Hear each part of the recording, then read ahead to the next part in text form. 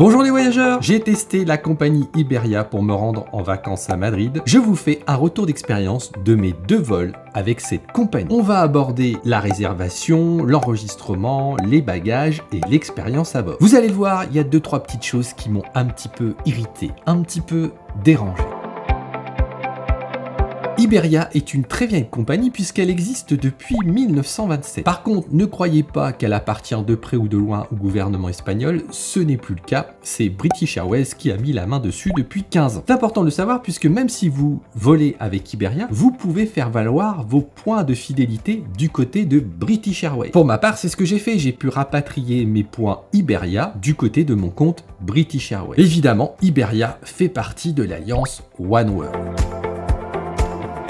Je réserve habituellement, et là j'ai fait pareil, mes billets sur mon ordinateur portable. J'ai donc pris un aller-retour Genève-Madrid sur la compagnie Iberia pour le mois d'août 2023. Le site internet est assez classique, mais totalement efficace, c'est bien là l'essentiel. Quelques semaines après l'achat de mon billet, j'ai pu rajouter un bagage en soute sans difficulté. Je me suis connecté sur ma réservation grâce à mon nom et mon numéro de réservation. Cela m'a coûté pour un bagage de 23 kg 66 € pour l'aller et le retour. Les bagages, on en parle tout de suite. Iberia est plutôt intéressante sur la politique de bagages puisque dans le billet de base, le billet le moins cher, vous pouvez embarquer avec vous un bagage à main de 10 kg qui fait 56 par 40 par 25 maximum, mais aussi un accessoire personnel qui fait pas plus de 40 par 30 par 15. Cet accessoire doit en fait tenir sous le siège de l'avion. C'est plutôt pas mal parce que dans les compagnies low cost qui desservent des petites distances comme par exemple Madrid, on a bien souvent que un petit bagage à main de possible dans le prix du billet d'avion de base, alors que là on a un bagage à main d'une taille honorable et surtout on peut avoir donc un deuxième petit bagage à main et ça c'est quand même un plus par rapport à certains concurrents. Je vous le redis ici dans cette vidéo, mais regardez bien la politique de bagages, elle est disponible sur les sites internet, il suffit juste de la trouver, de la chercher un petit peu et comme ça vous avez des points de comparaison qui sont viables. Ne regardez pas que le prix.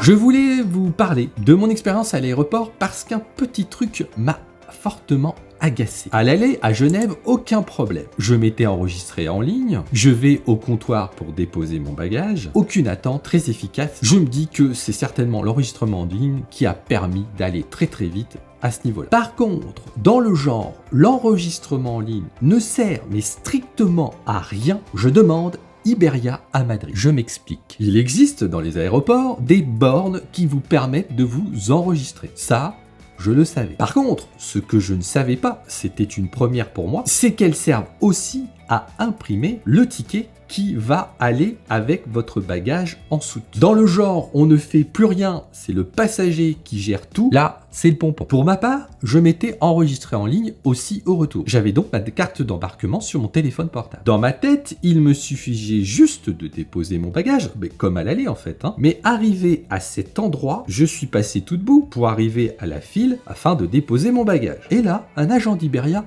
m'arrête, commence limite à me disputer. Je lui montre ma carte d'embarquement sur mon téléphone portable. Mais non, il me dit d'aller à la borne. C'est là que j'ai découvert que c'était à moi de faire le job. Et j'ai trouvé ça assez lunaire. J'en reparlerai dans une autre vidéo en détail consacrée à l'enregistrement. Je trouve ça totalement nul et il faudra m'expliquer à quoi sert l'enregistrement en ligne dans le cas où vous avez un bagage à déposer en soute. Enfin bon, passons ce petit moment d'agacement.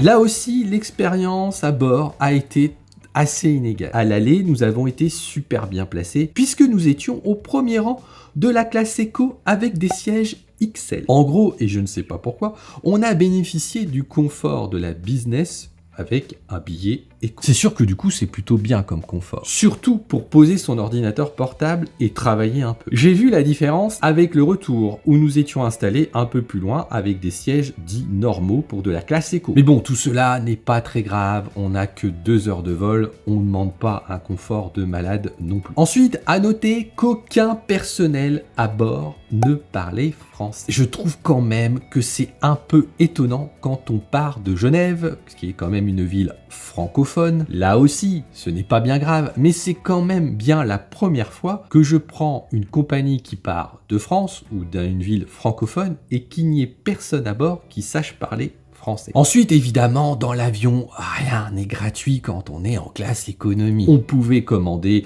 des boissons et quelques snacks, mais j'ai trouvé dommage, on n'avait aucune carte qui nous disait ce qu'on pouvait avoir, à quel prix. Sur Wedding, par exemple, il y a des cartes papier qui nous permettent de savoir ce qu'on peut manger, peut boire et à quel prix. Et puis, autre critique, un retard de 25 minutes à l'aller en partant de Genève qui n'a jamais été rattrapé. L'avion est arrivé très tardivement sur le tarmac, ce qui explique ce retard au démarrage. Par contre, de l'autre côté, le vol était parfaitement à l'heure au retour.